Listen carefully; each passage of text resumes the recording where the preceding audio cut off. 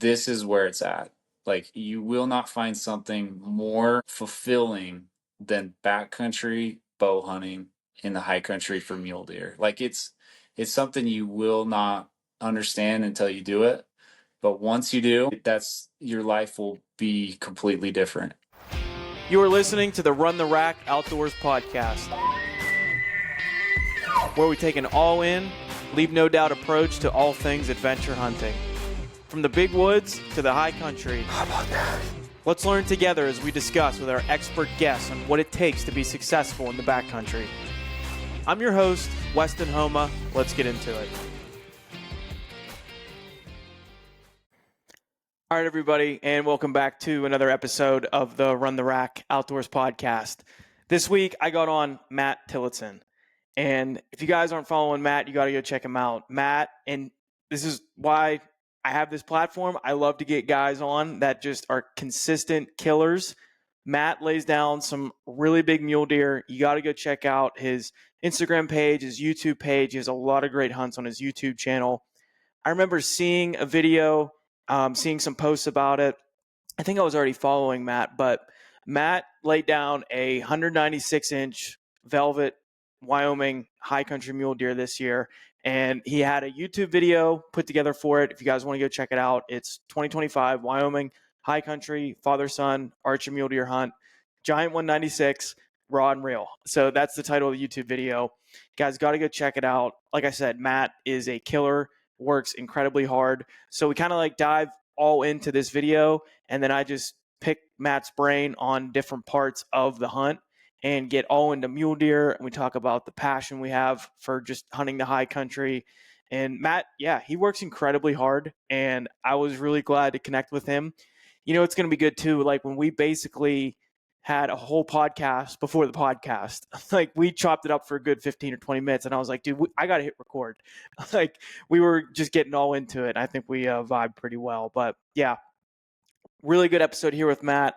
I think there's a lot of good nuggets in here about mule deer and just podcasts like this. These are the ones that get me fired up just for next September. So that's where we're at right now, everybody listening. So like it's December, you know, this is when a lot of people like to slow down and whatever, end of the year, you know, the holidays. And like, I think, yeah, it's very important. Spend time with the family, all these things. But this is kind of like where I get fired up because when everybody's kind of slowing down, this is where you can really pick it up and go hard.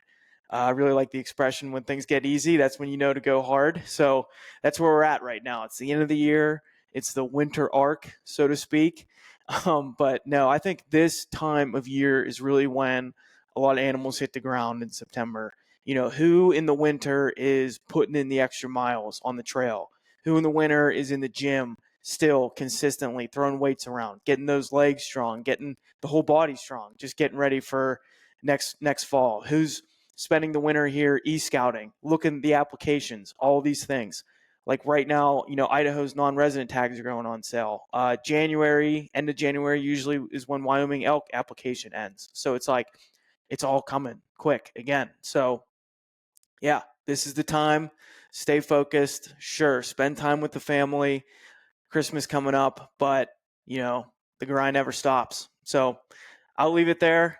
Really enjoyed this episode with Matt. I don't think I have anything else to share really. I've just been, you know, training hard and just loving it here in Idaho and get a bunch of miles in. I got this 50K here next month and really looking to give it a good effort there. So yeah, I'll leave it there. Everybody, thanks for listening.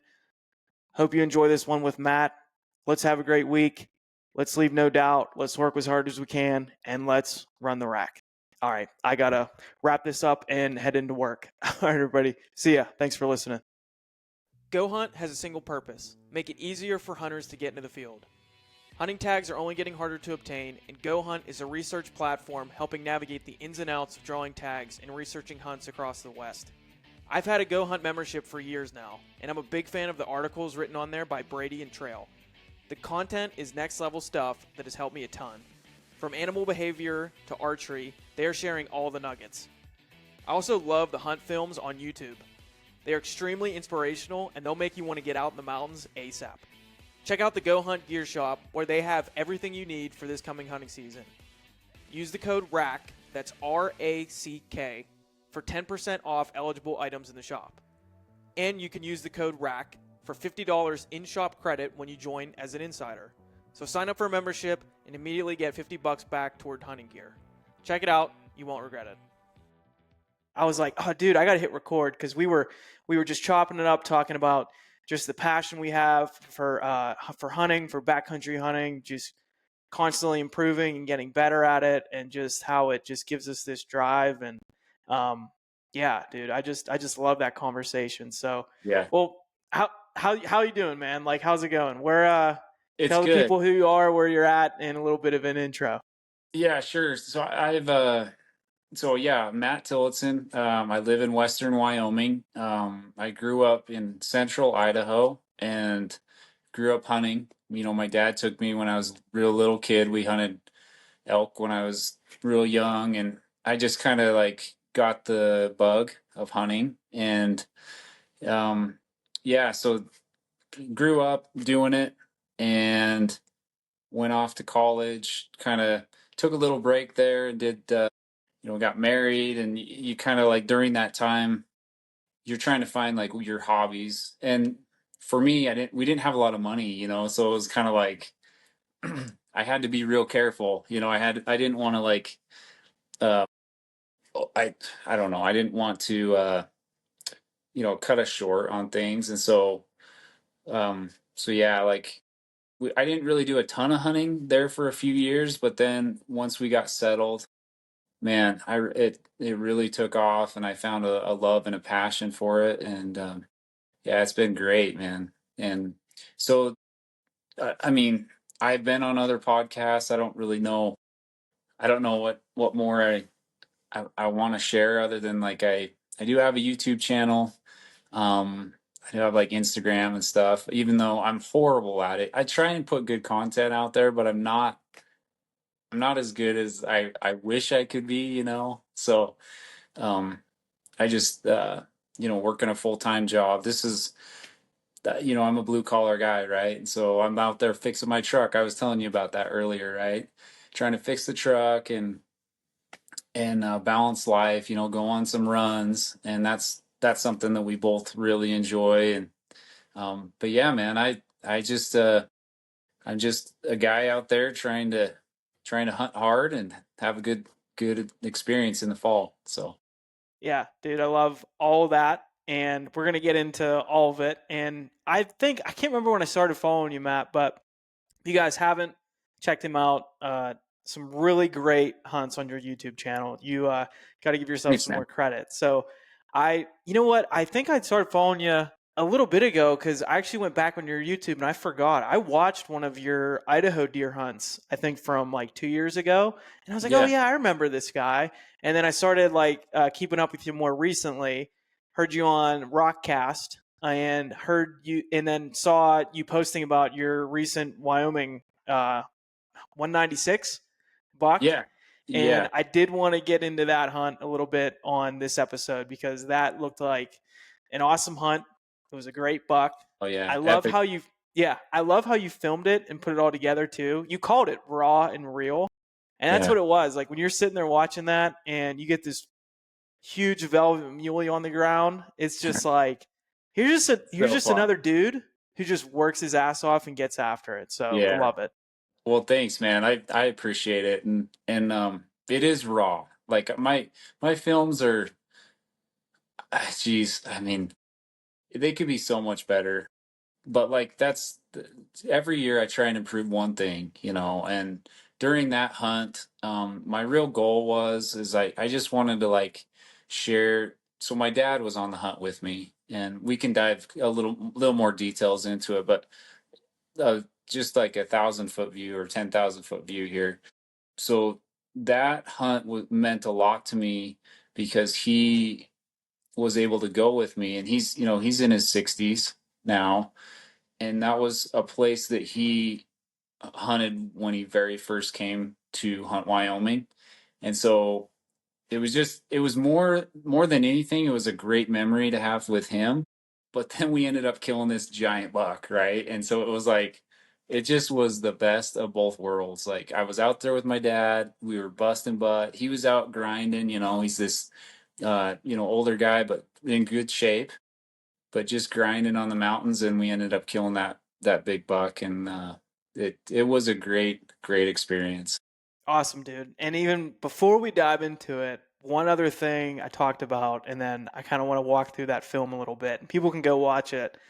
Um, just how preparing for these hunts and how these hunts are just kind of like we were talking about before we hit record. Like we're just thinking about it all year. Like Oh today yeah. at work, I was telling you, 'cause I was doing it because my boss said he had this little spreadsheet that like forecasts his PTO as we accrue Yeah. it. So I was like, hey, can you send me that? Because I was already like punching in numbers to try to plan my hunts for next year. Oh, And totally. yeah, Yeah. you said you do something similar. Exactly same thing. Yeah, because you can. Yeah, I work for a power company, and they give you a certain amount of PTO each check, right? So every couple weeks, after we get paid or whatever, I'll like look at the balance and I'll be like, okay, sweet. So I'm like gaining a half a day now, and the next month I'll have another day.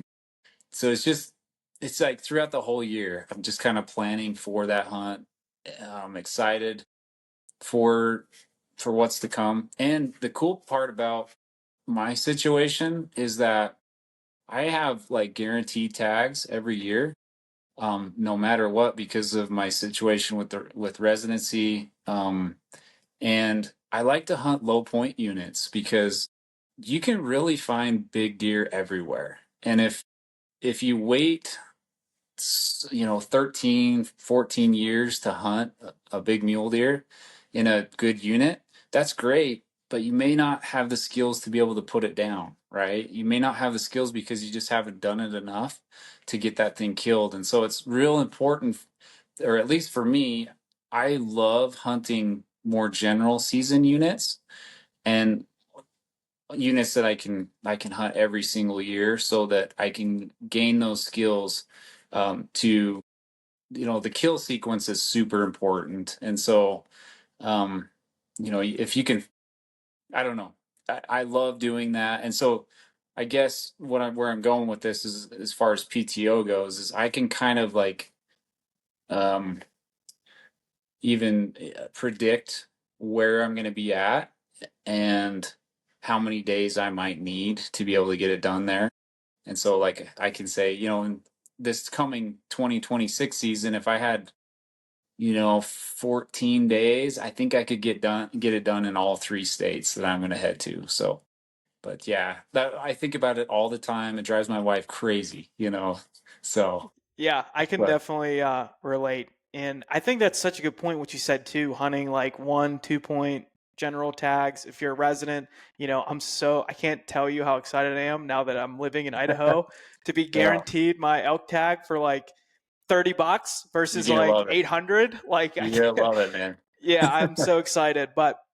And I remember on an earlier episode, I had Clint Casper on, and he's a hunter from Ohio actually, but he always goes out and hunts the West.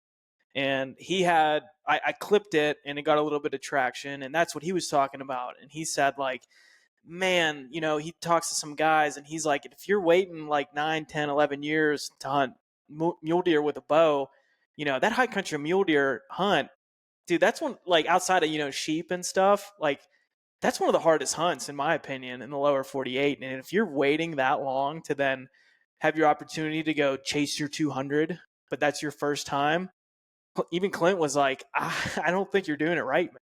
Yeah, and the hard part, or the worst part about that is that um you'll most likely be able to find a big deer if you wait that many years, you get that many points. Like you're going to get into a unit that they have those kind of deer, but what do you do after that, right? Like if you don't have that skill set to be able to execute, then it's not probably worth the 13 years you have to wait, right? And now I'm not saying that can't be learned from other animals. You could hunt elk or deer or whatever, but muleys are a beast of their own. They're not.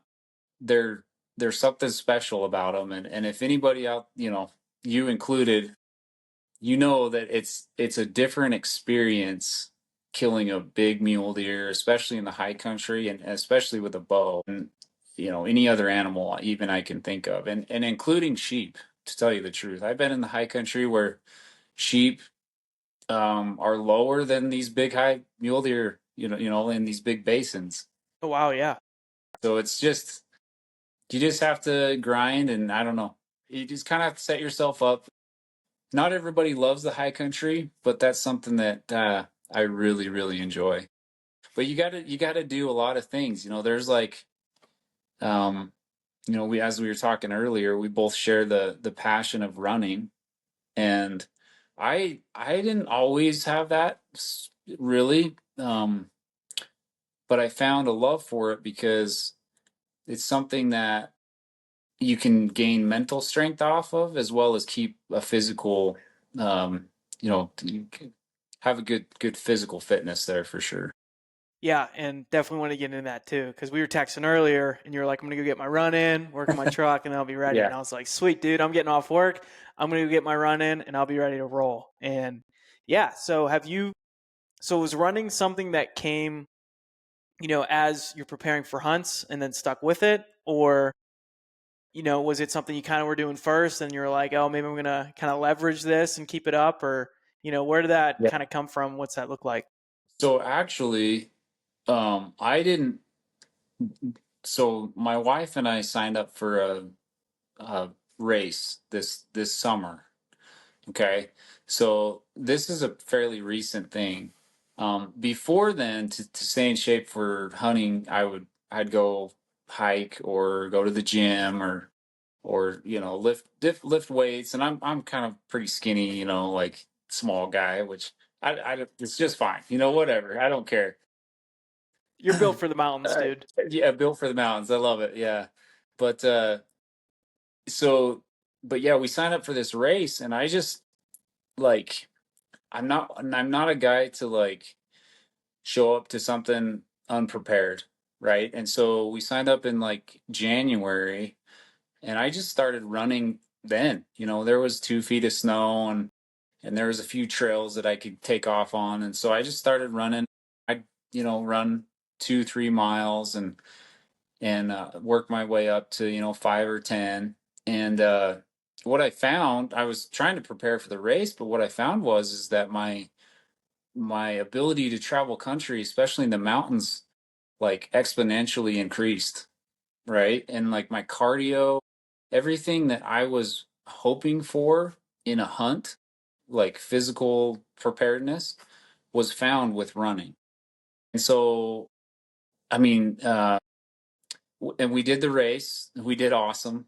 She did great. And it was fun to do it together. It was something that we were able to share together, and we found a passion for running. And it's just stuck with me, I guess. But I tell you what, my experience in the mountains this year versus years in the past was amazing. Like I felt so good, and I felt like my body was be able to recover very well from those long hikes and those big pushes, and I think that along with strength training, but you have to have kind of have that both, right?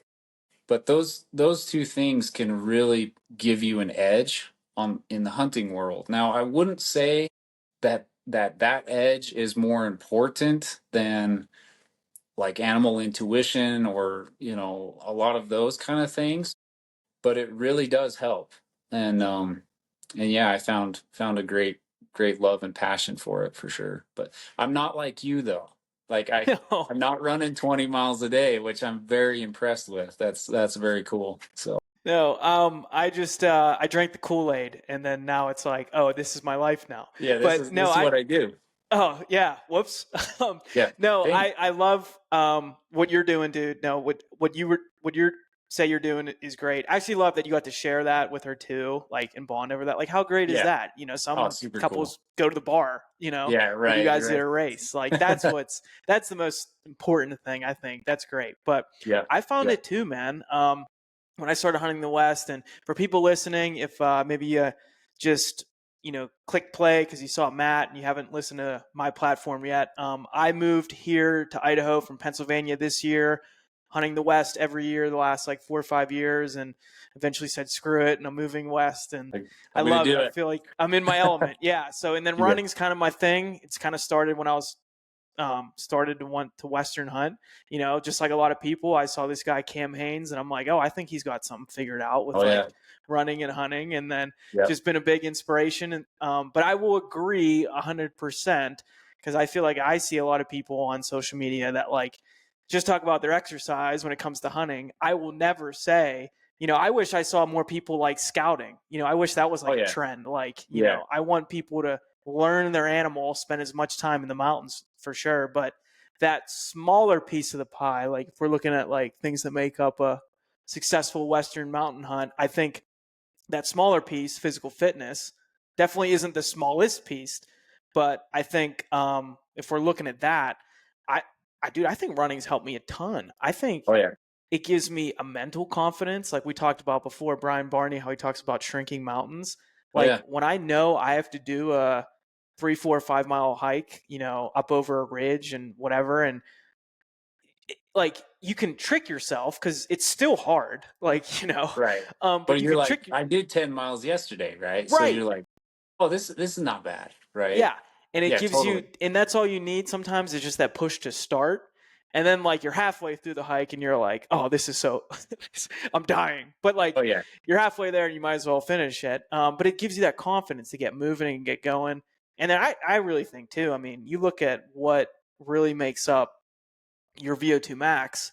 I mean, I'm no doctor, but it's how effective your blood carries oxygen through your body. And when you're at higher altitude and you're pushing your body, that's what's making you fatigued. So if you're somebody that's built your endurance, built your VO2 max, built your, you know, engine that's better at that from running, Then what? absolutely we're going to excel Yeah, up like there. you're just gonna excel up there at 10,000 feet. Like it's a no brainer, and you want to make sure that like your nutrition is dialed.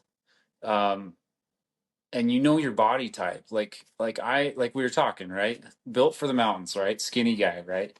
And I don't care. I have no I'm Dude, not I have no ego, right? you But lay the down huge mule deer, it don't matter what you look like.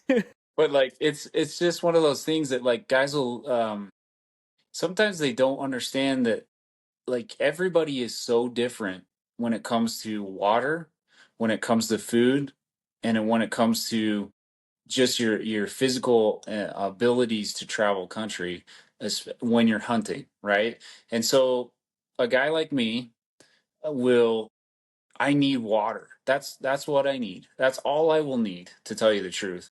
Um, if I can have a couple Nalgene bottles a day, I'm good. If three is better, but like my nutrition during that hunt, I can burn a lot of calories and I don't need to replace those, uh, you know, right away. There's guys that have to be eating every hour, right, throughout the whole hunt. And that's so you just have to know your body type and know the way that you react in the mountains. And then on top of that, like we're talking about, if you can get your body to be able to use oxygen more efficiently or whatever, then you're just going to excel. It's going to be a better experience for you, and it's going to be a more um, fulfilling hunt, I would say, because you're not always worried about like burning yourself out, right? Like, okay, there's a buck in that basin up there. He's a mile and a half away. I got this evening, should I make the play or is it too far, right? That question should never enter your mind, right? It's never too far. It's just is the play going to be executed properly to where you can kill the deer, right? So, yeah, but just a lot of cool stuff, a lot of things to think about, and there's not really any equation that's right for everyone. We all have like this individual journey, and I've been blessed to be able to at least figure my own equation out, and it seems to be working. Yep. I think that's important to mention too. Like, I'll never say, this is the one true best way. Everybody's different for sure. I just think it's important for people to just do something. Oh That yeah, that's totally. it. Learn your body, do something.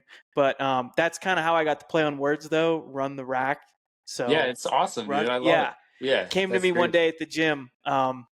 Like I was like, I'm gonna get these dumbbells and run the rack. Like I'm just gonna burn it out. So run Yeah, the rack is like a play on running, the fitness, rack, the hunting. And then what I like to say too, run the rack is like it's leave no doubt. It's all in, dude. It's leaving it all out there. Like I ran the rack today. So that's that's a awesome. little I love bit, it. if people are first time listeners, that's kind of like what we do here. And I'm trying to cater the platform more to these guys like Matt, consistent killers, these guys that just get after it. And really, like, I want to build a little bit more of a community of like mountain outside, like mountain athletes. Like, that's what I want to feel like up there. Like, I want that confidence. I want that physical ability. Like, I'll do these big ultras and marathons. Like, I'm running Boston this spring. And like, I'm not saying people have to do that, That's but awesome, dude. dude, thanks. It's so But cool. when I'm Yeah. up there, when I'm up on that mountain, like when I was in Colorado at 13,000 feet, like this might sound arrogant, but I had so much confidence, Yeah, like a you felt good. so good, and I was Yeah. like ready to get after it every day. So like, I just want to help put out some of that good energy in the That's world. a good Yeah, vibe, man. You should, yeah, you push that because that's something that is pretty rare actually to there's like maybe I'd say like 10% of the hunting community is like that, right? The rest of maybe the 80%, and there's like a 10% that are just out there to have a good time and have fun, right? Which is, for however you want to go out and hunt is totally awesome, right? You're getting out there, you're doing something in the outdoors. It's fun, you know. But yeah, there's very few that I think really maximize their potential and really grind and are able to like get to that next level, you know. And there's next levels in multiple categories too, and that's the thing that you have to be a little bit cautious of is like you have to kind of be a jack of all trades, right? You can't just like jump into one thing and be like, I want to be the best at this, or like scouting or gear. Like, you know, there's gear junkies out there, but it's one of those things like, you know, when there's a buck below you in the basin, you know, do you have the skills to get it done right in the end? Because ultimately, that's kind of that's why we're out there, right? Um, at least for me, like, and there's different reasons to be out there, but for me, I want to be successful. You know, like a successful hunt for me is bringing a nice mature buck home, and and I just feel like that's yeah. But however we all find that journey that's it. is totally cool, right? You know, that's totally awesome. That's it. And I think that's why I'm excited to get guys like you on, and we'll get into it here a little bit. So if you guys haven't seen Matt's, I think it's the most recent. So it's titled "The Wyoming High Country Father Son Archer Mule Yeah. Deer Giant Yeah, 196." it's like Yeah, super long it's a name, long right? title, but It's pretty much so yeah, they call it so on the Rockcast they Robbie called it raw and real, which I love that. And I should have put that on there. But like just you can pretty much find it wherever if you just type in Wyoming high country, it comes right up. So, yep. but So yeah. yeah, and it looks like it's getting some traction too, which is cool. Yeah, a little But bit. Yeah. I remember you posting that, hearing that, and I was like, oh, I can't wait to watch this because it's a stud buck. And dude, I want to walk through. I want to walk through that hunt a little bit. So, Yeah, and then I'm just gonna probably just pepper you with some questions, just to pick your sure. brain a little bit. So, Yeah. this was a buck in or an archer deer hunt in Wyoming with your dad. So what was your goal going into the hunt? I wanted to kill 180 buck. That was my goal. And my goal, so every year I set my goal at 180, and it's not so much the number, but it's more like the maturity of a deer that I want to take. And you understand that, right? You know, like if you see a nice 160, 170 buck and it just looks nice, like that thing's dying, right? It's not like has to be specific score, but Or that was maybe my even a little goal. smaller for me, but continue. Yeah. I'm just And not there there, yet. That's oh, all. and That's all. dude, and there's nothing wrong with that at all. Everybody has our own goals, but like mine, I've been blessed to take some really mature, good bucks in the past 10 years, and multiple a year usually. And so going into this year, I had killed a 194 and a 188 last year with my bow early. And so I kind of wanted to kill something of that level, right? And so I was I was hopeful, and um so based on the antler growth that we saw in Wyoming, I was really excited because we found some really big deer early, early scouting. And my dad and I were out running around early July and late July, and found a lot of good target bucks. But my favorite part of this hunt is being able to spend time with my dad, right? And he is a resident of Wyoming now. He moved from Idaho, and this is his first year of being a resident. Because you have to go through that non-resident period, right? Um, so he was a resident this year, and I just wanted to spend it with him. Like I wanted to be able to go on a hunt where we could enjoy each other and kind of be like the old times, like the old days, when we were hunting and I was a young kid and he was showing me the ropes. And now I'm kind of still the young kid, but I'm kind of showing him the ropes on some things.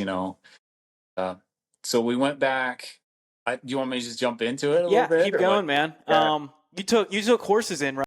What? Yeah, we took horses in. Yep. So we had pre-established an area we wanted to go to, and it had multiple target bucks in it. And so we kind of like we picked a location where there was good water for the horses and good feed, and then it was kind of central to all of these other canyons around it, which had multiple target bucks in them. And so our plan it opens September 1st in Wyoming, and we had previously went up and established our camp the week before. My dad did actually. I was over in Idaho, ended up killing a buck. Let's see, on the Saturday, so it would be opening day of Idaho season. I killed a deer, and I cut it up and ran to Wyoming, and we packed Sick. in. So Nice. it was a real quick thing. Um, and so we packed into this lake and set up camp, and opening day was the next morning. So Would you guys consider yourselves horsemen? uh I am not. I Okay. I I would say, I mean, I'm comfortable around horses and I've grown up around them, but my dad is the horseman. I would say Okay. he's always used them. Has a really good pack string, and I guess I kind of like, there's pros and cons to horses and llamas and goats and in backpacking. There's pros and cons, right? But for me, I found that horses, uh, even though they can pack a ton in, and it's nice to travel country, there are places where mule deer live, especially big ones, that sometimes you can't travel it very well. And so I went the backpacking route, and it's worked out really good for me. But you know what? Having my dad as a horseman, it's also really nice when you call him like, "Hey, I got a bull down. What you Yeah. doing?" Yeah. Like that's And he probably enjoys it. Like, oh, oh, he I get to loves take the it. horses out. He Yeah. loves it, and he's a horseman through and through. Like he has he's got all of his pack strings all set up. He's got pack boxes. He's got his tents.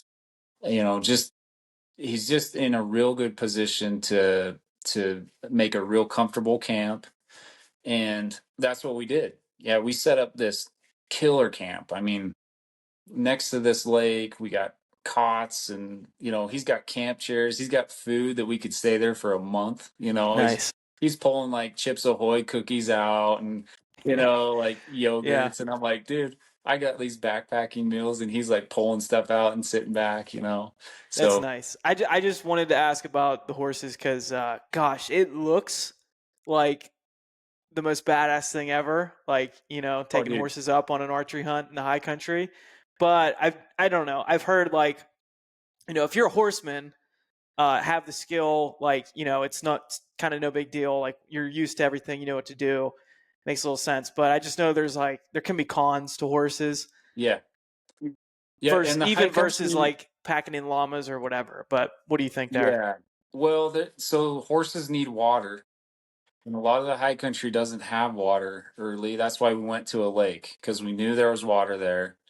And then the other thing is that horses are more uh like they like grasses, right? And so up in the high country, especially in Wyoming, there's a lot of what do they call 'em? Forbs or whatever, like flowers, Yeah, and the horses don't eat them. They don't like them. And so you have to pack feed in, which is kind of a bummer sometimes. But and then you really, to travel that country and be in there, you kind of have to be pretty experienced. There's some pretty nasty stuff. Like, matter of fact, that that saddle right above the lake we were in, we had to make a trail up to that, and it was steep. I mean, like steep, steep, to the point where you can't tell in the video at all. But like there was multiple times where Dad's horse, I mean, it couldn't go anymore in the location he had, so he had to kind of like side hill back, and it got a little nasty. I mean, it was kind of, maybe a little bit nervous, to tell you the truth. So you definitely have to be a good and comfortable guy, especially solo in the backcountry, if you're going to use horses. makes sense. But now it looked awesome, man. Yeah, it was So it was cool. It was way cool. yeah, so So, you're up and there, camp. Or go ahead. I didn't mean to cut you off. no, you're good. I just So that was like the first, that would be August 31st. So it was the night before we packed in. And as soon as we got to the lake, I ran up on the ridge. Like, I was so eager and excited. I wanted to find one of those target bucks, and like I was just ready, raring to go. Like, I was gonna kill one the next morning. I was just so excited. And got up there, saw a few little bucks, and but what I was able to do is I was able to crest the ridge top and be able to see down canyon, and just kind of get a good idea, because I hadn't seen it from that angle at that point, to kind of get a good idea of how to glass it in the morning. Um, and yeah, but that was pretty much it. I went back down, we got settled in, and ready for the next morning. But so, Nice. yeah. So, and then next morning we rode up the chute of death, is what we called it, up to the top with the horses and tied up, and we went right over to the saddle where we had pre-planned to go look into these basins where these target bucks were. And within about 20 minutes, we had one found. I mean, he was right there, and it's the one I ended up killing, but just a monster frame. I mean, his backs are probably that deep. Just you'll be able to see on the video, but he's got this huge hook cheater on the one side and a couple kickers on the other. And it was pretty obvious, when we saw him, we're like, looks like that's a target buck right there. I've And never seen on the hoof, like a 190 buck. yeah, I couldn't imagine, man. Especially in velvet. Like, sure. dude. All of it was it's something. Yeah, I'm sure you will. I'm sure I'm you will, gonna try like because hell. Yeah. yeah, you will, Dude, it's especially funny. with. I hang out with just connecting with more guys here. Not even I don't even mean in the industry. Just like badass killers like Yeah, that just don't even have friends. Yeah, social media. Yeah. yeah. Um. Like I was on my hunts, like my deer hunts, and then I had this like late cow elk tag. I was out there in just low country, and there was a bunch of deer, like rutting mule deer. It was cool to glass them up, and like saw some good bucks there. And like thinking of my one buddy, in particular who's like killed some monster bucks, and he is like legit on the chase for 200. He's like, that is Yeah, his next goal, and like that's he awesome. puts in a crazy amount of time. But I'll send him like videos, and I won't even say anything because like it's a buck I'm excited about, and like just once I want him to say like nice buck, but his mind is like, oh yeah, dude, another year or two, like he might be something, and I'm Yeah, like, yeah, damn it, exactly. like, Yeah, but well, it's you like got to get anything. the approval. Yeah, but those guys, those are the guys I want to hang out with though, because like the amount of experience and time guys like that spend on deer and deer knowledge, like that's who I know I'm gonna learn the most from, and yeah, Well, you'll do it, man. I think if you have the drive and passion, and that's the most important thing, you know. And so like you're gonna find one, and when you do, I promise you, you will not have to sit and think about it. Like it's gonna be one of those experiences where, wow, that's the one. And that's what I kind of look for in a buck. And it really doesn't even have to be like we were talking earlier. I mean, it could be a 170 buck that just has like a monster wide frame or something, right? Or it could be, a small frame buck that just has a bunch of character. And it just like, I think you'll see it. And when you see it, you know that's it's go time, right? And so we saw that buck, and kind of we sat there because I want to pay, I want to respect my dad, but I'm also like, hey, I want to go, like I'm ready to go, I'm gonna go kill this buck, right? yeah, And he's just, we're both kind of like sitting there, and I think he could tell that I was just super excited to go, and so he's like, go get it, go kill that deer, and so he stayed up on the ridge, and this buck is kind of like, there's like this really big, um it's the top of the canyon, there's two basins, and then there's like kind of a big knob right in the middle of it, and those bucks were living in those basins, but they'd go feed up on that knob, and then there was kind of like some dark timber on the north face,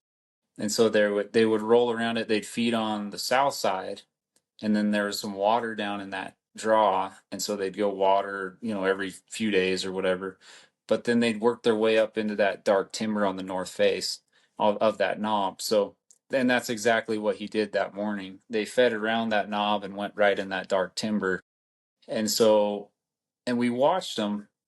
They kind of fed on the edge of the timber all the way to the top, and then they bedded under these there's like those jack pine kind of little cubby holes that they like, and he fed into one of those and then bedded down. So at that point, dad's like, go get him. And so went down this, down across, and then went up around the backside of that knob, and using the wind, making sure it was pretty good, got within range, and then just it kind of fell apart, and I don't know if I was just going too fast. Like I had killed a buck the day before, pretty much, right? And so I was like, really, my confidence was like sky high. I was like, man, I'm gonna kill this thing, right? Which you kind of have to have that. You can't go into it thinking, oh, I'm gonna miss, or this is not gonna work out. You have to like full send. Um, but I got up there, and I'm sneaking in. I'm kind of like working my way around, like trying to get within 50 yards, and I sneak around this pine, and as I'm doing it, I can see the tops of that big rack, like big velvet rack down there at 50 yards. And I just see that hook cheater hanging out, and like I'm like slam dunk, dude, this is game over, right? But what I didn't see was the 3 point that was with him was bedded just to the right of him, facing straight at me. Well, as I'm coming around that pine, he caught my bow movement, and then he stood up, and then I kind of like peeked around, and he was staring right at me, and I knew it was up, right? You don't get bucks that pick you out at 50 yards, and they don't stay there, so I knew I had about 10 to 15 seconds before that one blew out of there, and that big one was going to do the same. I didn't know how long, but so he did the snort, and then he ran, and then that big one stood up, and I had about 10 seconds to execute a shot. So I drew back real fast, and I felt like the shot was good. I let it go, but all I heard was just, a smack like that, which can be a good thing, but I ended up shooting the tree, the tree behind it. And so and I don't know if he just string jumped me. He was all nervous because that other buck was, he had took off. I think maybe he heard the bow and he just kind of string jumped, or maybe I went right underneath him. Um, but yeah, it was disappointing, because my dad's up on the ridge, big old buck, and I missed him, right? And so it's like you just like, and you don't know if you're ever going to get an opportunity like that again at that same deer. So it kind of crushes you, right? But what, at least what I've learned in the past from bucks that I've killed, is most likely if it's early season, you're going to get another chance. It may be 2 or 3 days later, but you are going to get another chance. So you kind of have to just shake it off. But I was pretty crushed, and I had to do the walk of shame back, and and that day was a long day because actually, man, there's so many details. I don't know if I should even go into this because it probably will take too long. But in short, I ran into a guy that was hunting the same buck, and he was such a cool guy, like super awesome. So I'm like busting up the ridge to get back to dad, and I turn around and glass down in the basin where that buck had took off, and he's bedded down there. Like again, he's bedded down in the basin in this shaded tree. And so, out of respect to the guide, I actually went back down. I said, "Hey man, the buck's right down over there. I know you're hunting him. Like, I got my shot this morning. Like, go ahead and, And he was like, dude, you spotted him. You go for it. So I tried to put another stock on him, and he ended up busting me again. So I got to do the walk of shame twice Okay, I in the didn't know same day. that was the same buck there too. That was the That was the same. same buck. Yep, yep. It Okay. was the same one. He didn't look the same because it was the side view of him, but yeah, that was the same deer. And so yeah, walk of shame twice, Yeah. twice And in one day, I was and gonna. I'm glad going through this because I wanted to ask you kind of where you're at mentally. Because to recap, it's like I get it, dude. You're up there with your dad in a spot. You know it's good. You scouted, seeing deer. You think it's like all coming together. And like somebody watching your YouTube video knows like, I remember doing this like watching hunting shows. Like there's a big cliffhanger, like oh yeah, yeah, 11 minutes in, but there's like, 19 minutes left in the meat eater episode. So obviously he's going to get one. right, But like, and it's the same thing watching your video. We're like, oh, we're only half over and the thumbnail has the big deer. So it's like people watching know it's all, I mean, it's all going to work out. But when you're like, you obviously don't know that. Like you're in it. Like it was right. everything's coming together. Just like you said, you just killed a buck confident. You're up there with your dad. It looked like beautiful country. You're on bucks. You're making this stock, and like you miss, and I then miss, you're yeah, doing the walk of shame, and and then then you I find and then I another guy hunting yeah. the buck, and it's funny. You do the walk of shame, you leave your release there. You have to go Oh, back and dude, get it. yeah, yeah, All exactly. these Right. things, yeah. So Just like, what are you telling yourself?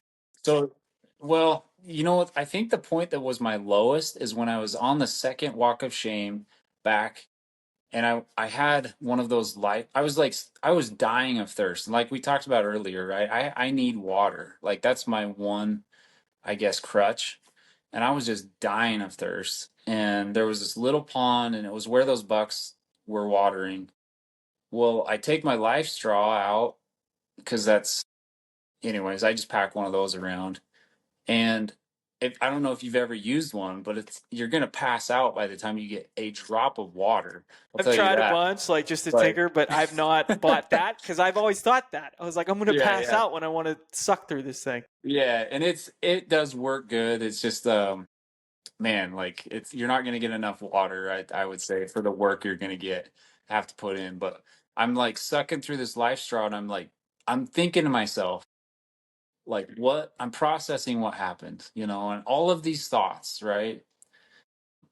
And just like if it was me 10 years ago, it would have crushed me. And the reason why is like I wouldn't have known what I know now about buck behavior, and I wouldn't be able to fall back on those experiences that I've had up to this point and realizing that like that's just a piece to the puzzle. Like that's just a part. You're going to fail. Like it doesn't matter who you are, you will fail.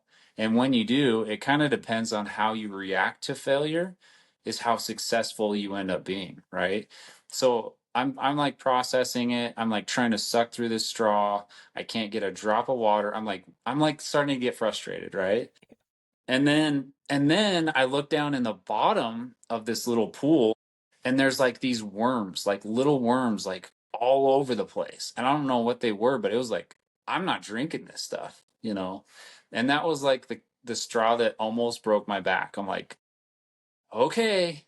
I started getting frustrated, um and you don't see that in the video. But uh you know, I think what I was just trying to process it in a healthy way and realizing that like we're going to fail. And if we just keep grinding, like this buck, it's an early season deer. This is where he's been living all year, or for the last few months. He's going to be around. So if I just keep grinding and if I keep putting the time in, we're going to find him again, and, and I'll get another chance. Right. And so that's exactly what happened. I ended up coming back to my dad. He had seen the whole thing, right? I didn't need to explain to him, and he didn't even say a word. He was really good at just like, yeah, it's too bad, like just kind of blowing it off, which I appreciate, right? Yeah, And that's so, good. and then he just, we kind of went to glassing. I think we glassed a few bucks up that evening, and um, the other kind of saving grace for him and for me was like we had multiple target bucks there, and so it was like it wasn't like one and done. And so if that was the case, I probably still would have continued to hunt that same deer just because it's a very special deer. But like it wasn't over. We had other bucks to hunt. My dad had this real wide one he was kind of looking for, and so for the next few days we just hunted. We just kind of hunted around the peaks and found a bunch of deer. We ended up putting a real cool stock on. My dad and I both got to 18 yards from this real nice buck, like this 180 buck. And it's kind of funny because we're both like, it's a weird dynamic when you're hunting with your dad because you want to like respect him and he wants to respect you. And it's almost can be a hindrance sometimes because we're like sitting there. There's a buck at 18 yards, and we're like trying to whisper to each other, like, "Hey, you gonna shoot this?" Like as quiet as we can. And he's like, "No, I don't know. I don't know. Let's see if when he stands." And we're having this conversation, and turns out that the buck just runs off. Right? Like it's like nobody got a shot. So, and we laughed about it, but it was a good experience with my dad, and that's how kind of the next 3 days went. We just hunted basin to basin to basin.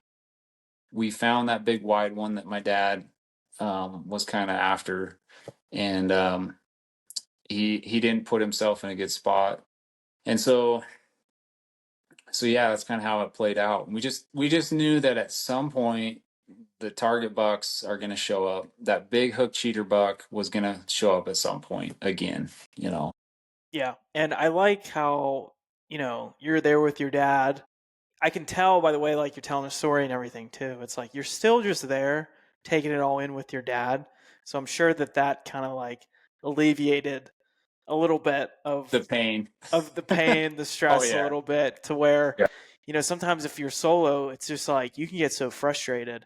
And I've done some like longer solo hunts too, and it's like you don't even know like what to think because it's like you can't even like bounce an idea or something off someone. Like you're totally in your own head. But like I mean that's just the way it goes, dude. Like when you get down and out, and I like how you said, and I don't want to jump to the end because I want to get to the buck, but at the end of the video, you said you prayed to God, not even just for the biggest buck, but you prayed just to keep going. Yeah, And I that's think it. that Yeah. is a very wise thought. So what Well, that's was um, your thought there? I think it was just like from experience. I just know that if you keep grinding, it will come together. Like it doesn't. It's bound to happen, right? Like it's just like anything, right? Like if you're going to this Boston Marathon, right, and you quit on mile 2, you're not going to finish the race, right? But if you keep grinding throughout the race, you will end up finishing the race, which is exactly like a hunt. It's the same thing, same concept, right? It may take way longer for some people to do it, or less time for others, right? Depending on your skill level.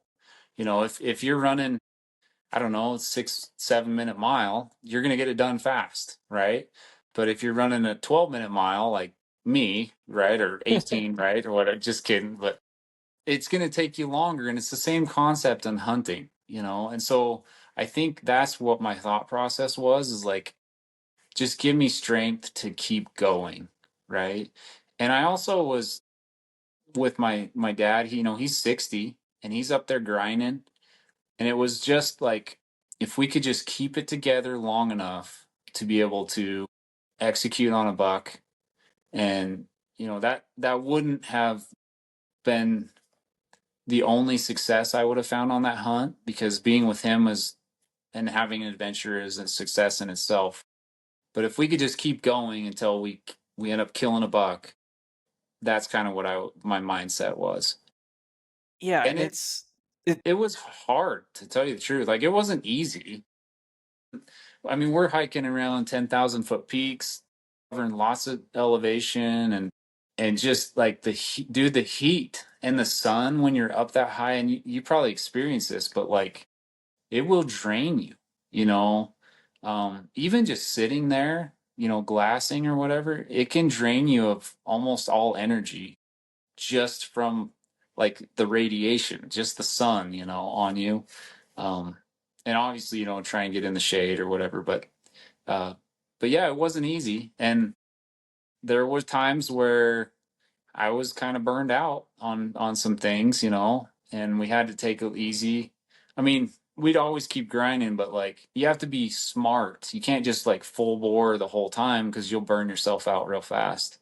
Um, but yeah, we just hunted hard for the next 3 days, and then we're like, I think it was on, can't remember. It's like on day 4 or something. We're coming back from hunting. We had gone over the mountain to look for that wide buck. And so we're on our way back. It's like almost dark, like right at dark. And we look down in that same basins, and my dad's like, dude, I think there's a buck over there. And I was like, oh yeah, it looks like nice buck. And we pulled a scope up, and dude, sure enough, that buck's right back where he was, like right exactly in the same spot. So he had come back. It took him 2 days to go back to his spot, but he came right back there, and have you and game found on. that before, like bumping deer? Yeah, Like, just they might come back early. Maybe yeah, it's it unique to really early season. depends on the time. Like early season, the most likely will be back.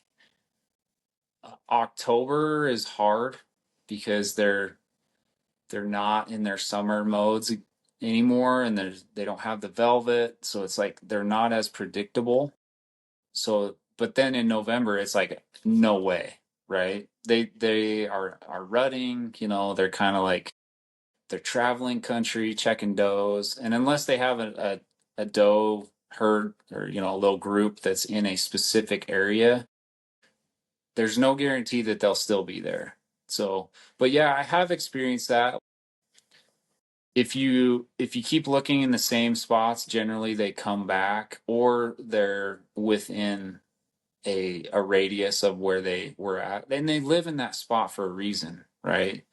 I mean, they can go anywhere. So if you find a buck and you find him at least twice, or so in a specific area, he's gonna be there early. I'd say till like September 15th or so.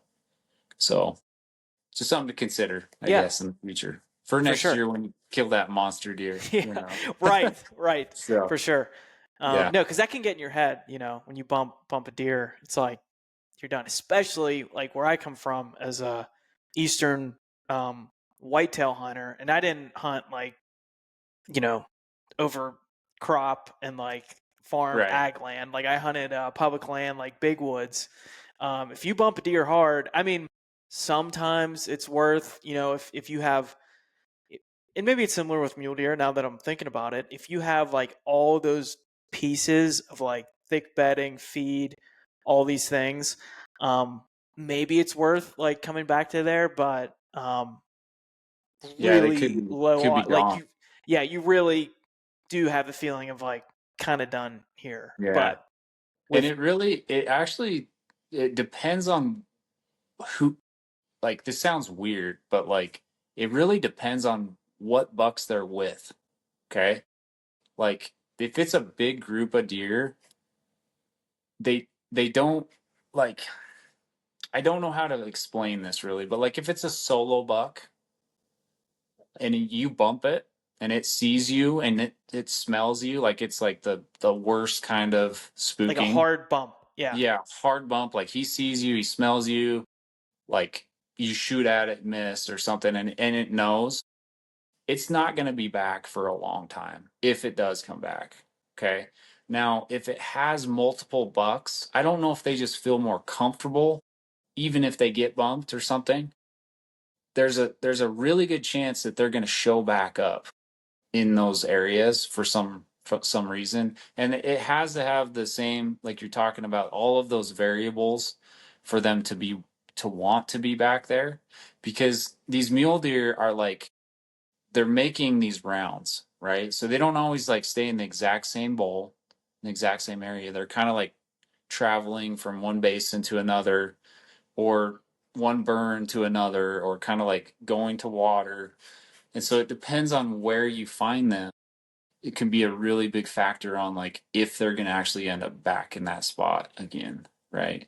okay. But That it's kind of so makes many things sense. to It think might be about. Yeah. like a little bit of that herd mentality. Like if there's Yeah. several deer, not everybody knows where to go, but if one or two are just like kind of like autopilot working their way back to where they got bumped, well then everybody is just going to be like, "Oh, okay, this is where we're going." Maybe. Right. Yeah. It could, yeah, very well could be. I don't really know how to explain that very well, No. um, You're good. but yeah, the hunt, I mean, if we go kind of back to that, I don't know. So we found that buck, and the next morning I went up on the ridge, and I think so my dad went above the lake but in the other direction to see if he could see other deer. He kind of knew we kind of knew that buck was there. He went one way, I went the other, and I ended up finding that buck again, and he had three other buddies, and he was going right back to that deep timber on that knob, same exact spot, exact same trail even, that he took the first day, except for they went around and they actually bedded in the timber rather than going up to the top of the knob. And so my thought process was like, if I've seen him do that three times, right? And he comes back around to feed. So in the evening, I think what I'm going to do is I'm going to like go down and get set up in the area that he might come back around, and I might try and ambush him, right? Well, I did. And I sat through a rainstorm and, for 5 hours was like playing mind games with myself. Like, is this a good idea? Should I not do this? Like, this maybe you'll bump him. And turns out that I never found him. So I don't know if, like, oh, I never saw him that night. So I don't know if he like went around the other side or if he just stayed in the timber until late. It was kind of a full moon. So maybe he just wasn't wanting to come out. I don't know. But it was a little disappointing, because I didn't know if I had bumped him right? So like I could have spooked him. Maybe the winds shifted, and there was all of those like I don't know, just I wasn't sure of myself on that one. So I trekked back over the hill. Like this is like the fifth time I've gone over that mountain, right? So I'm starting to like get in my head a little bit, starting to like maybe I should look for other things or whatever. Um, but I was always like consistently wanting to shoot that buck. Like I knew that buck was like that meant something to me, and I had a history with it, right? I wanted redemption. I missed him once, and he needed to take an arrow. Like Yeah. it was needed, right? And it Yeah, was needed for me to do that. for sure. So the next day, same thing. Up on the ridge, glassing across, and I same exact path, literally the same trail. This buck comes around. He's got At this point he has four other buddies, and I don't know where these deer are showing up from because it's not like, I mean, I'm seeing most of this basin, right? But there's just bucks showing up out of nowhere. And that day he had like two little bucks and two like pretty nice 3x4 ish kind of style bucks, and then a nice four. So I guess there was five with him. But they were just kind of like showing back up, and and it kind of goes to show you that I think through the night they're traveling a lot too, and so Yeah. they'll kind of get back, into those same patterns and stuff. Anyways, they go back into the timber, right? Same story, but this day I'm kind of ticked off. I'm like, it is time. Like it's day 5. Um, I'm ready to do this, and so I head down across, get up on the knob, and just like the first day, I crest the top of that knob, and the wind is bad, and it's kind of blowing down, kind of like sucking around towards that timber. And so what I do is I bail off, and I get down off the north side of that ridge and of that knob, and kind of work my way around. And there's like this real steep avalanche chute that I have to kind of like work across. And then ever so gently, I just work my way into that timber patch. And this is a very dangerous thing to do. Like it's not, I was being overly aggressive, I think. And probably looking back on it, if it was well, I just was being very, very aggressive, like to the point where not reckless, but pretty close, I right? I remember was, thinking this, watching the video, being like, yeah, "You're like in the timber. Like, yeah, are like, you like blindly yes. stalking at this point?" Well, Yeah. yes, absolutely. Yeah. And that Okay. was the thing that was like, I knew where they were, and I had got on Onyx, and I had looked at the terrain, and there was a few places where like it was thicker timber than the rest, and I just was making assumptions that like these bucks are most likely in these specific areas. And so I'd put an X on those, and then I'd put a radius around them. And so what my plan was is I was just going to go into that kind of real slow and just check those and look for tines, look for any kind of tines or any deer, anything, any just try and glass it over real slow. Um, and luckily, the first patch of trees, I same kind of thing as day one. I'm kind of like real quietly sneaking around this big timber patch there, and I catch this buck off to my left down there about 45 yards, and it's the big one, and he's just working his way towards me, but kind of down underneath me. And so my assumption is like right there below me, there's going to be 3 or 4 other bucks, right? Because most likely he's not the leader. He's going to be in the back probably. So there's right here underneath me at 30 yards somewhere, there's going to be bucks bedded. So I just went into like stealth mode. I didn't do anything. I just waited. The wind was pretty decent. Um, And then he disappeared into the timber kind of below me about, 40 to 50 yards. And I couldn't tell where he went. So I worked my way around. And at this point, there's a little chipmunk in the tree that is just screaming at me. Like he is, and there he's like sounding the alarm for the whole forest, right? Like, oh, there's a guy right here, like, and I'm just like, shut up, be quiet, you little thing. But like, it was so funny because he would like come to the edge, and we're like talking like at 5 feet. Like this chipmunk was coming out right on the edge of this little branch and was just screaming at me. And meanwhile, there's like bucks at like 35 yards below me, right? And and it's Yeah. dead quiet. There's a little bit of wind, but not much. Anyways, I work my way into a clearing and I'm just like trying to be real quiet. And I look down and all I see is this like giant rack, like it just raises up. And there's a log and it just raises up like right above the log and it just like, I could tell it's like facing me. And so I just pause, but just my blood was just pumping so fast at that point because I'm like, oh crap, like what do I do? Like, I'm trying to process like my next steps. And so what and what it was so he actually was bedded on the other side of that log down next to a big tree. But I could only see just like the top of his antlers, maybe that far. And I don't know if he just heard me or maybe heard that chipmunk that was screaming or whatever it was, but he just like I could just see this huge rack just raise up. And then I kind of was like watching it and just reading the mannerisms of it, and it kind of like did this, and then it kind of like was swaying, and then it like turned like this and went back. And usually that's a sign of them like going back to sleep, right? Kind of like laying back, or rocking is another sign. And so I just I just kind of waited him out. But at this point the problem was is the wind was starting to like swirl a little bit. And so I knew that I didn't have a ton of time. I put an arrow, I ranged, I was ready to go.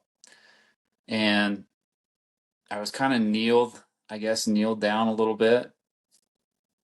And I just felt the wind come around and it just touched the back of my neck. You know how you kind of feel that. And I knew it. Like I knew it was going to happen. And something here was going to happen real fast. And sure enough, like here again, but the rat came up like this fast. Like it was like that, right? It was like something was wrong. And I was like, here's the moment. And so rat comes up. I see him like his back, like back legs raise up, and then he stands up.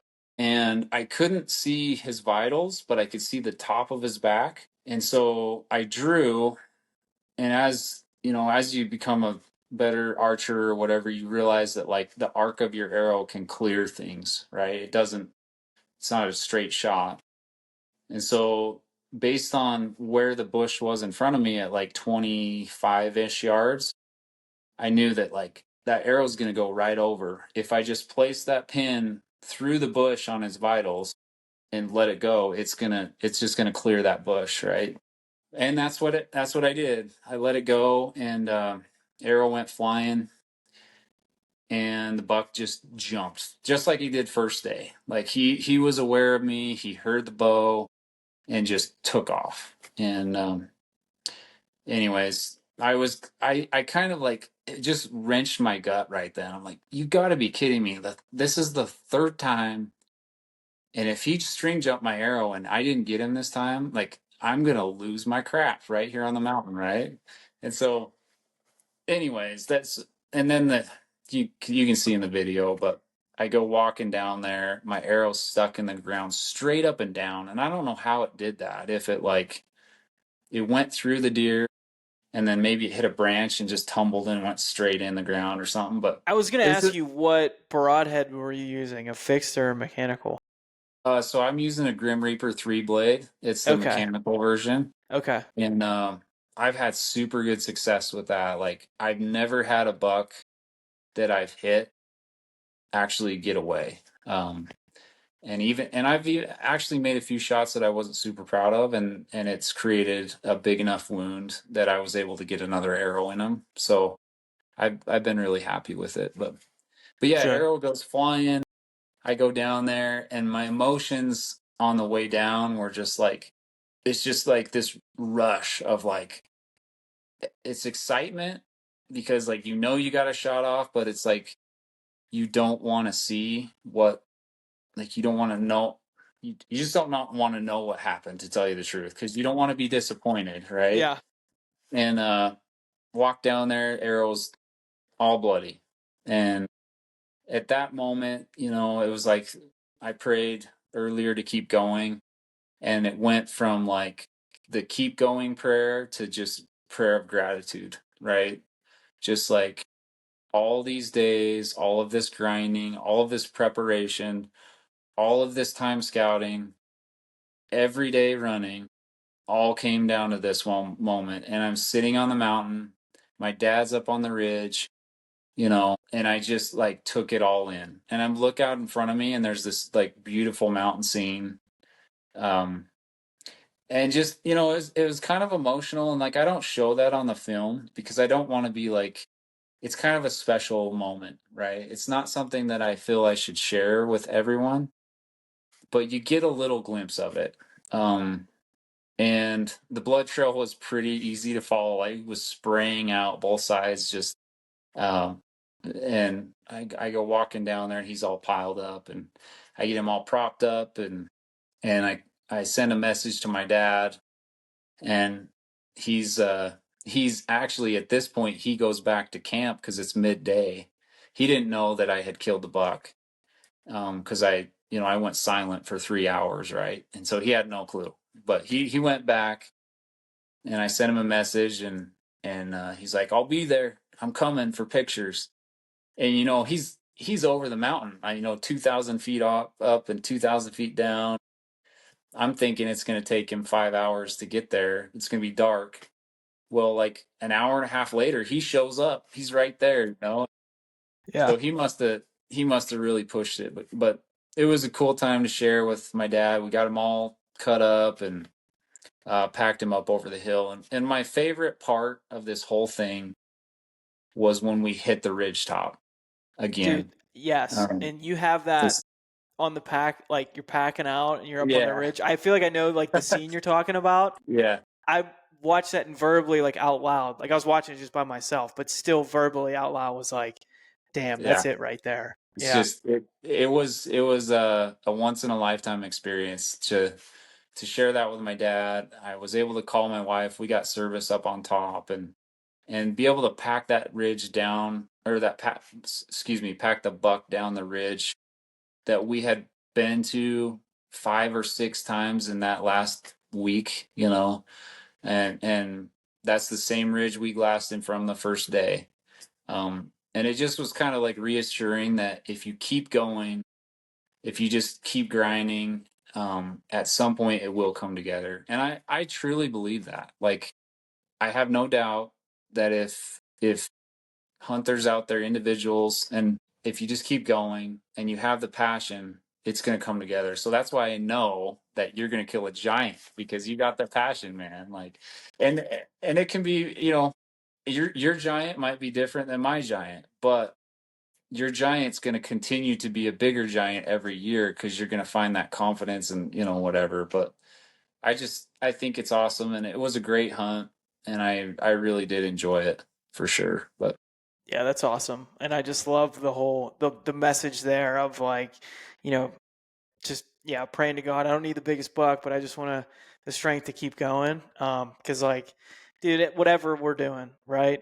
Like in whatever craft it is, like that's all we want, and that's all we can do, and like that's it. And like you can like because there's no way you'd be able to live with like if things didn't work out, but you still were hunting hard every single day. That's one thing, but like quitting, and not just like quitting leaving the mountain, like you can quit on a hunt and basically just go through the motions and run the clock out, half-ass it, and that's like just as bad. yeah, I Like agree, man. I think it's worse. because you might as Right. well just go home if you're not in it, right?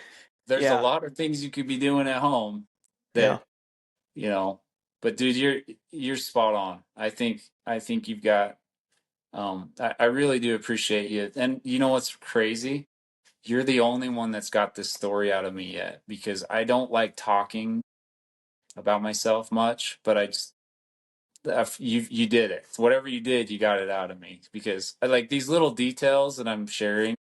You don't see them in the film. You may be able to kind of like maybe take the podcast and like if you listen to it, look at the film now, and you'll be able to understand things way more than just watching it because you just don't get the same emotion and same feeling from the film.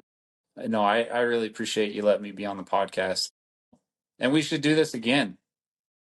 Dude, Well, a few times, like I got another archery deer and a bull elk this year. We could talk about those sometime. dude, We got all absolutely. sorts I of think I love your mindset. I love your passion, and of course, man. Like I think the story here behind it all and everything is worth sharing because it's yeah, yeah, it's so much more than just that 196 buck, which is a yeah. stud buck, but like Oh, dude, so he is a stud. absolute stud. People should just go. You got to go check it out. If you don't have time to watch the film right now, at least go check out the buck and then Yeah. watch the film when you got some time. It's so much more than that, and that's that those are the stories I love to bring on here and share and get people to tell their story, and hopefully I think that's what gets people moving. That's what Oh, inspires people to like, and they yeah. might be at level 0, they might live in Arkansas, but they're Oh, like, yeah. you know what, I listened to that podcast with Matt and I'm gonna Weston, do and they this. were just talking about how much it did for them and sounded Yeah, badass and yeah, motivating, and I'm gonna go in the Idaho deer draw here soon and just put in for unit whatever. I don't even know what I'm getting into, but I'm just gonna go, and yeah. So hopefully wait, they do. yeah, I agree. I hope they do because I promise them, whoever's listening that's living in some city somewhere that wants to find a passion in life, this is where it's at. Like you will not find something more fulfilling than backcountry bow hunting in the high country for mule deer. Like it's something you will not understand until you do it. But once you do, that's your life will be completely different. And yeah, man. And here we go. 2026 coming up, right? Like, yeah, application seasons in Dude, full swing. Like, we got, new bows are coming out. Like, it just starts all over again. It's like, it's a never ending lifestyle that we get to relive every single year. It's not like one time you get to go win the Super Bowl, right? Which would be cool. But, dude, our Super Bowl is every single year, right? And, it starts now. So yeah, I really appreciate it. And like, I consider you like we can talk. Like you and I can talk. It was easy, and so definitely in the future. absolutely. We can do it again, and yeah, we could go all night. I'm glad we connected, and we'll Yeah. definitely keep in touch. Heck yeah, But man. before we wrap totally up here, so where can people find the YouTube? Give you a follow on Instagram, all the stuff. What's coming? What's coming up? Um, Oh yeah. all the Yeah. things. So, well, there's yeah, so like I just have like my own, it's like Facebook, Instagram, it's just under my name. So Matt Tillotson, if you just look it up, you'll find it. It actually has that picture of the ridge with the big buck on my pack. So you'll be able to kind of recognize it, I think. And then YouTube's the same thing. If you just look up Matt Tillotson, or honestly, if you look up high country mule deer hunt, there's going to be at least one or two of my hunts that show up. So That's you when can you know you're a just, killer. If you just search mule well, deer hunt, you'll find me. I I don't know, dude. I just but it's weird because like I never started it for that. Like I wasn't doing it for that. I was doing it for my kids. I wanted them to be able to look back and, say like, man, their dad he was awesome. Like he did some cool stuff in his life. And so that's why I started it, but it really, like, it's grown really big. I think it's probably because it's just real genuine. You know, it's not Hollywoodized, and it's raw, you know, and I always get the hate mail, right? Like, you need to do this, you need that. And I'm like, well, I'm not going to change what I do, right? Like, this is how No, it is, and I'm going it's to your keep doing. art, dude. This is what I Yeah, sometimes talk to people with. Like it's your art. Like if you love it, that's all that yeah, matters. Yeah. exactly. It doesn't matter what anybody thinks. And but yeah, so and the other cool thing that we're doing, we just recently started this, but me and a buddy here in Wyoming started hunt quarters, and I don't want to, like, I'm not trying to advertise anything or whatever, but it's huntquarters.com. It's basically a consulting service for hunting. We create like hunt plans, and it's just really fun, you know, and it's cool to be able to talk to somebody that has experience in the high country and is be able to put together these hunts.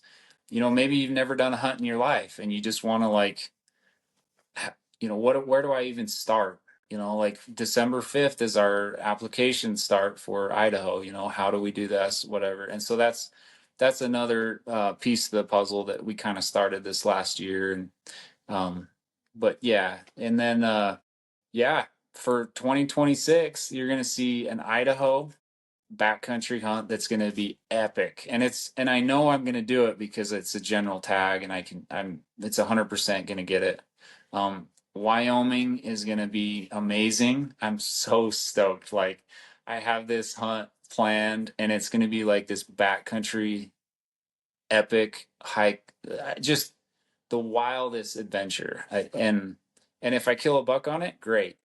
Um, and then I think hopefully Colorado again. So we'll see how 2026 goes. But and I wish the best for you, man. I really do. So Thanks, man. I appreciate it.